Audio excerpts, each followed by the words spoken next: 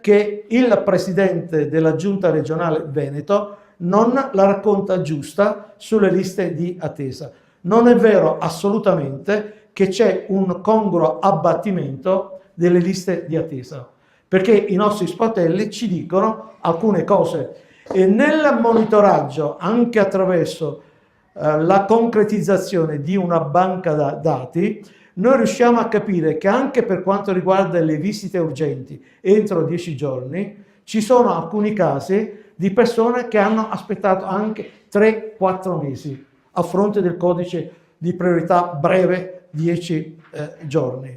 E poi soprattutto sul fatto di capire, porto un dato della mia usola, la usola 3 di Venezia. Ci siamo conquistati con le mobilitazioni un posto al tavolo di monitoraggio delle liste di attesa della usola.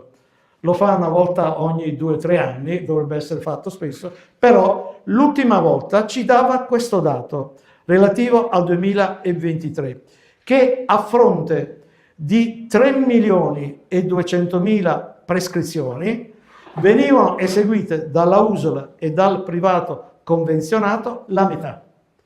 Quindi che significa? L'altra metà dove è andata a finire? Secondo noi l'altra metà è andata a finire in 3 soluzioni.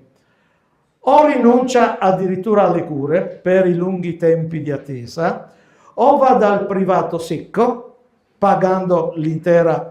E guardate che adesso il privato secco sta facendo sorgere istituti perché ha capito la debolezza del pubblico, oppure di andare ad ingolfare il pronto soccorso con gli ennesimi codici bianchi.